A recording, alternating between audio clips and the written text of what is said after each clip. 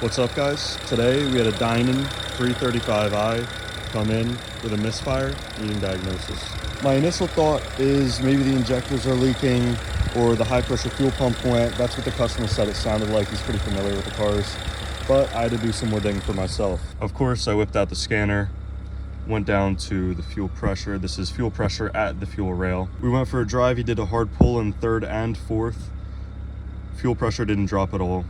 So the high pressure fuel pump seemed to be good. Then I started disassembling the car, obviously. Tons of stuff to take off on a 335i.